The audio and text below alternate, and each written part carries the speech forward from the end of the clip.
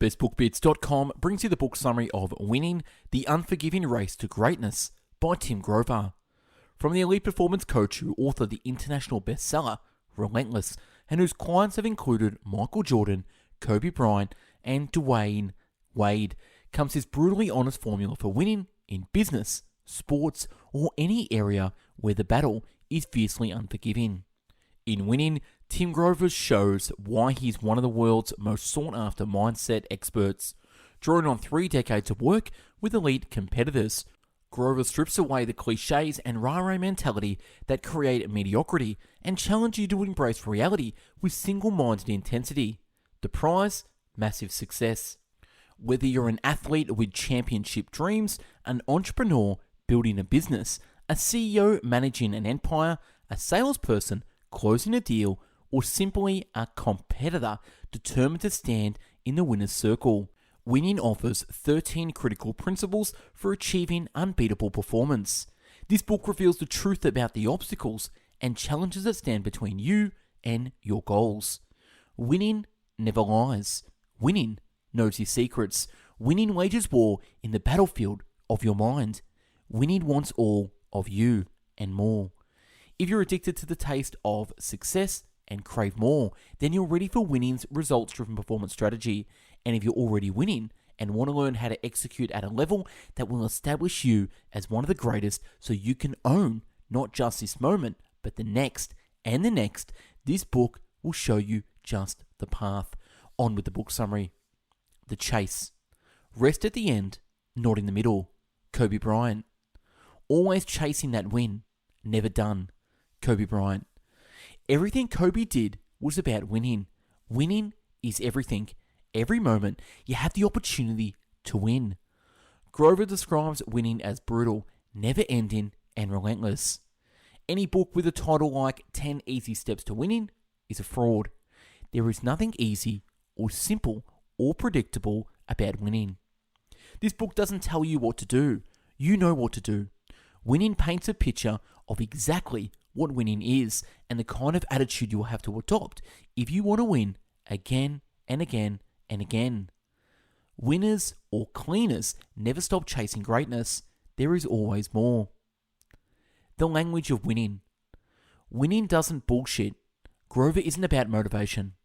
Anyone who really wants to win drives themselves. It's a given. Anyone who needs a book or a speech to give them temporary motivation is missing the point. The book isn't here to tell you that you got this or everyone's a winner.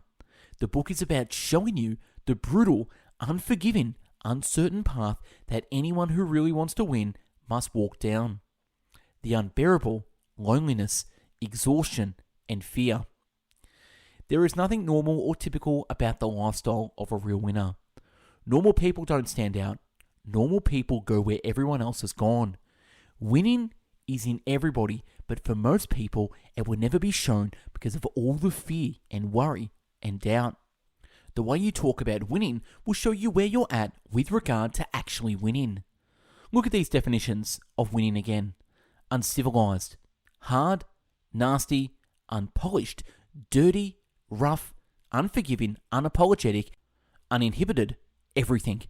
If that describes your journey and how you attack your goals, we are speaking the same language. The 13 definitions of winning.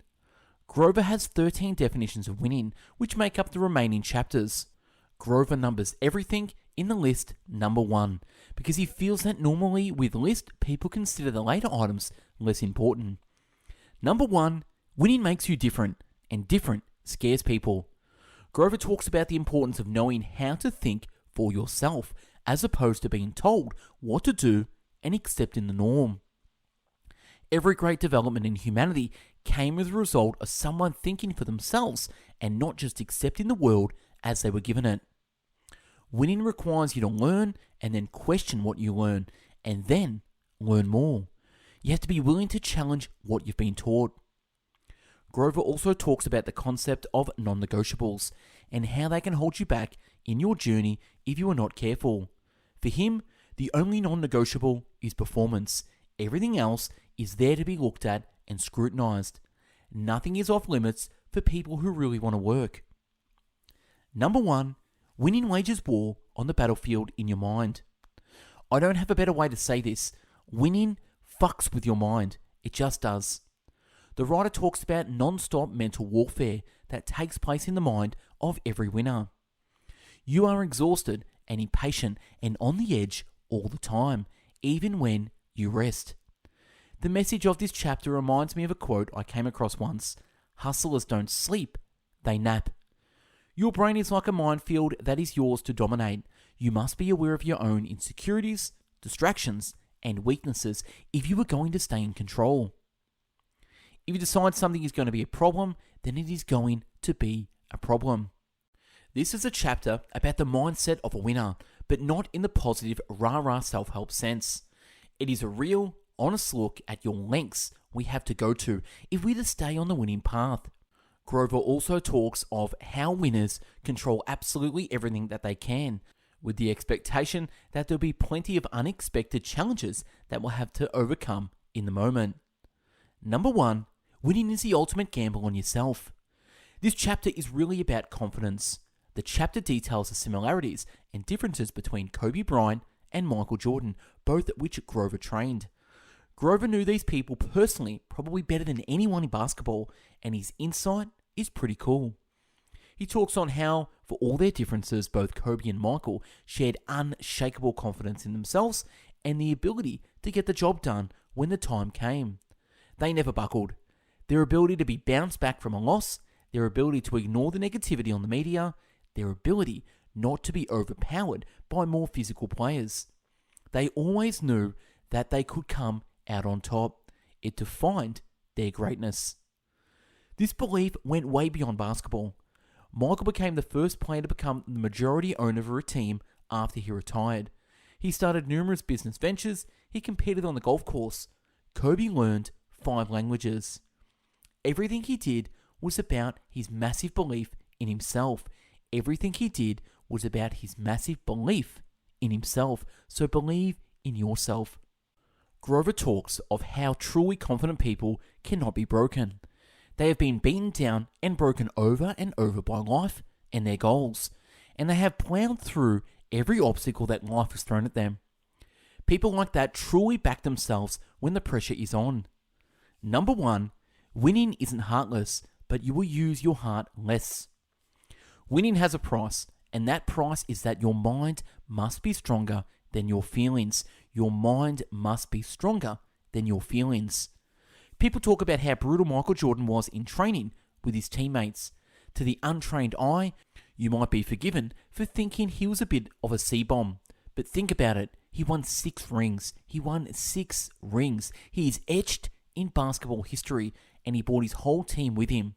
We all know about Scottie Pippen and Steve Kerr and Dennis Rodman because of the rings that they had won under the leadership of Michael Jordan.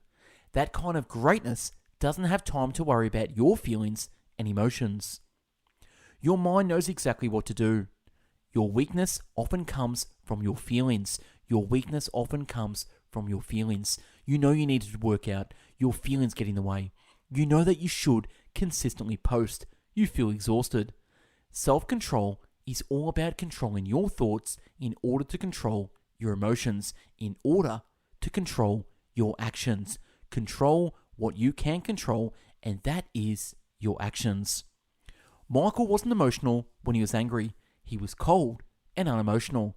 He was aggressive, but he was absolutely in control. That is a dangerous combination. Number 1, winning belongs to them, and it's your job to take it. This chapter is all about competition. Have you ever been accused of being overly competitive or having a competition problem? Grover wants to challenge you to be okay with that. The great never stop. The great never stop. There is always another challenge. Why do you think all the great boxers keep fighting until they are a shell of their best selves? It is in them to fight and compete. There is nothing else like it. Competition drives us all. To compete every day is to get the most out of every single day. We are all hardwired to win. You cannot teach competitiveness, and you cannot make other people want to win. You may inspire it, but ultimately it is completely internal and personal fight. You must want to win with all your being and for yourself over anyone else. Number 1, winning wants all of you. There is no balance. Time for everything equals time for nothing. Winning wants all of you. It demands obsession. The whole work-life balance thing doesn't really mean a lot to people who badly want to win. When you are obsessed with achieving greatness in one area, that usually comes at the expense of most of the things everyone considers normal and healthy. Being the best requires hard sacrifices, and it is never going to be easy. There is no perfect future where you can have greatness in your field and a great family life and great holidays and loads of sleep and loads of friends.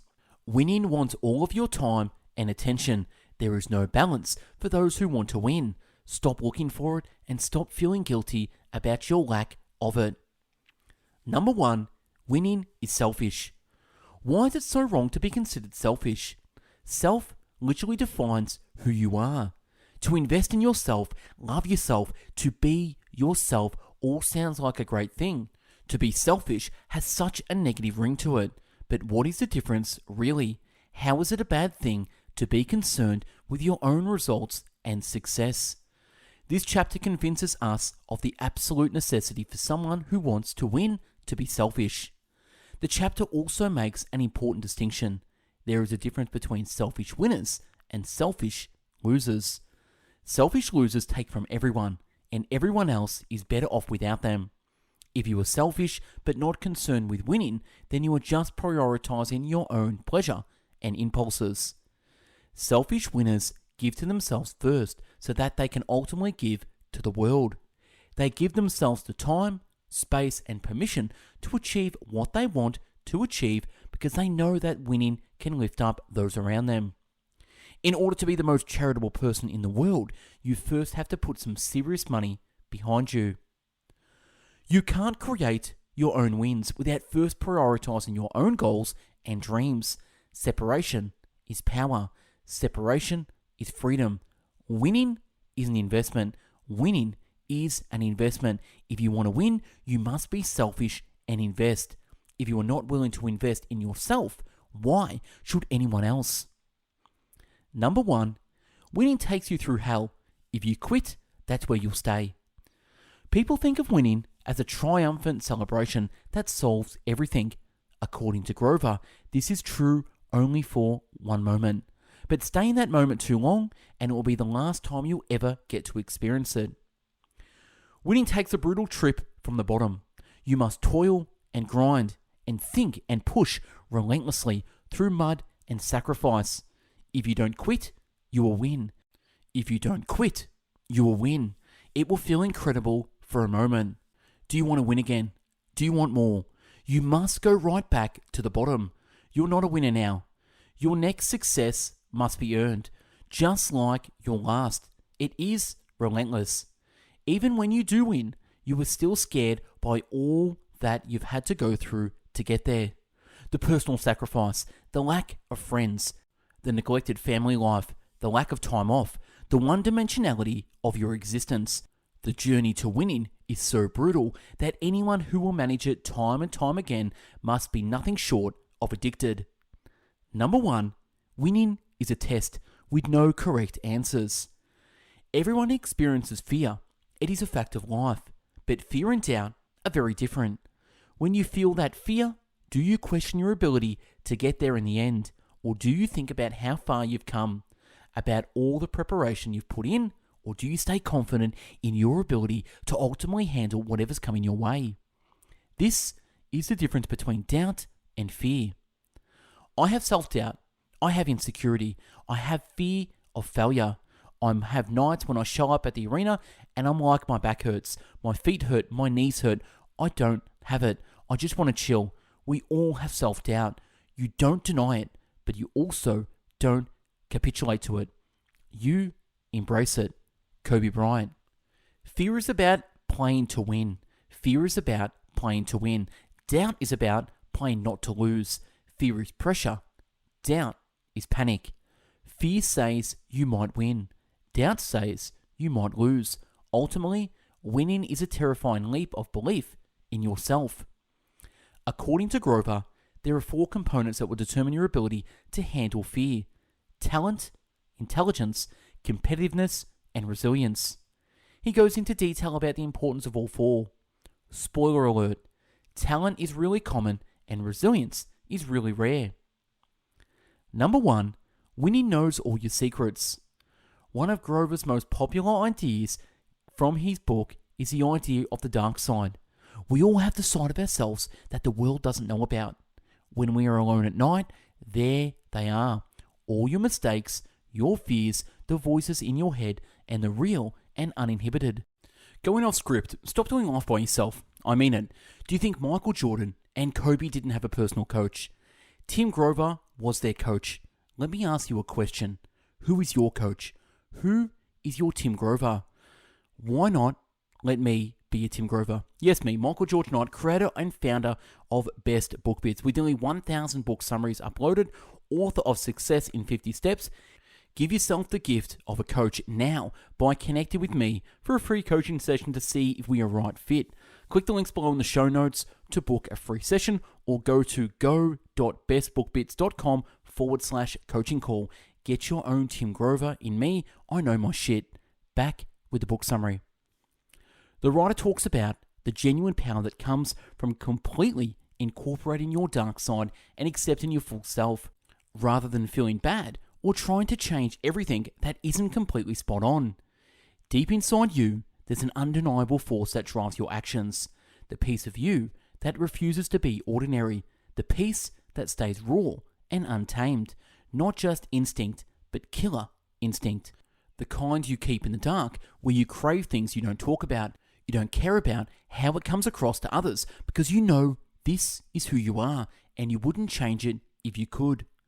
The dark side is your fuel, your energy. It excites you, keeps you on the edge, recharges you, fills your tank.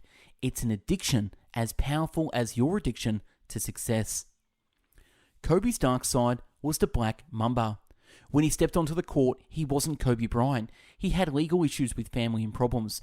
He was a cold-blooded killer that would dominate anyone stupid enough to play against him.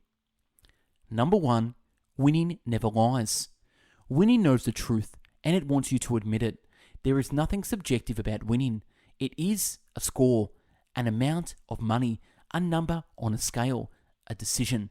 It doesn't matter how hard you tried, how many people were with you, or how talented you are. Ultimately, it is black and white. We love to lie to ourselves. We deserve more. The score didn't reflect the game. Next year is our year. We're going in the right direction. If these statements aren't rooted in anything measurable or objective, they are usually just excuses for us not doing what it took to actually win. You can put your time into convincing yourself that you are a winner, or you can put your time into being honest with yourself, changing your course, taking the right actions, and then actually winning. You cannot do both. This is one of my favorite ideas from this whole book. Stop talking. When you win, you don't need to talk. If you win, that will do the talking for you. If fake it till you make it is your strategy for success, you aren't going to get anywhere.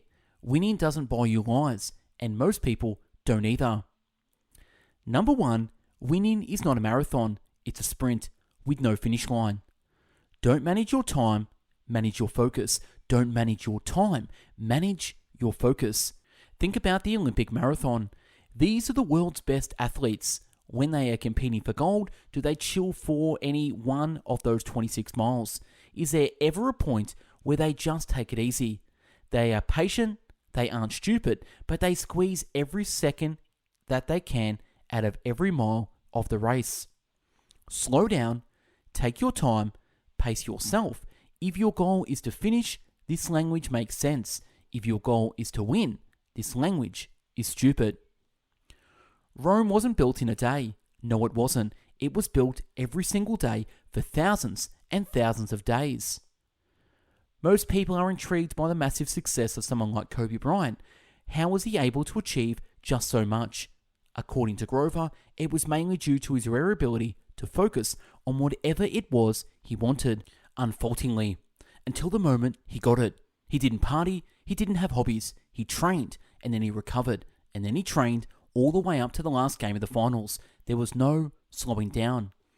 I never lost a game. I just run out of time. Michael Jordan. Winning doesn't care if you don't have time. Winning expects you to make time. If you've only got so much time to achieve what you want to achieve, all you can do is choose what you focus on. If you want to win badly, all of your focus should be spent doing what it takes to win. Number 1, winning isn't everything. Long-term goals are great, but long-term isn't promised to anyone. Your skills and energies have an expiration date. If you want something, go get it now.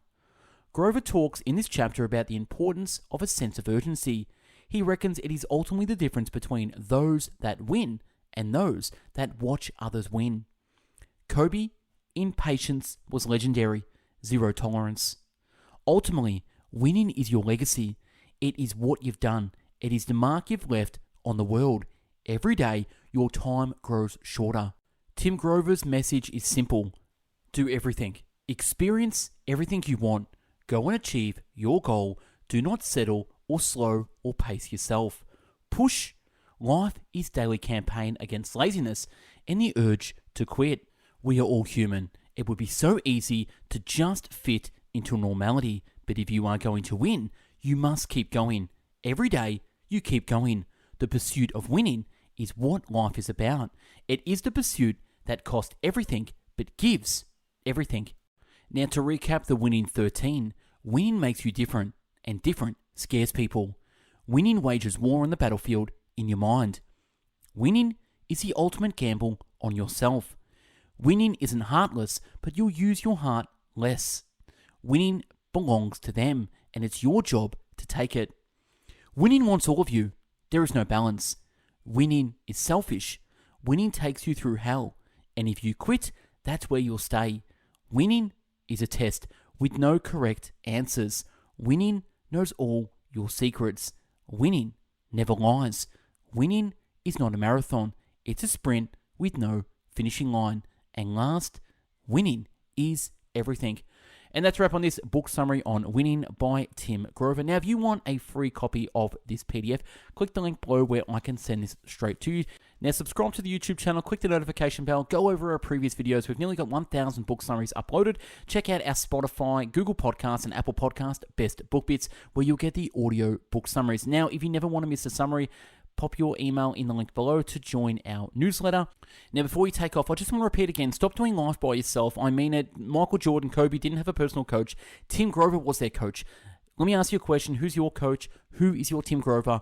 Yes, me, Michael Knight, creator and founder of Best Book Bits, with nearly 1,000 book summaries uploaded, author of Success in 50 Steps, the proven formula that works. Give yourself the gift of a coach now by connecting with me for a free coaching session to see if we're a right fit for each other. Click the links below in the show notes to book a free session, or go to go.bestbookbits.com/coaching call. Get your own Tim Grover in me. I know my shit.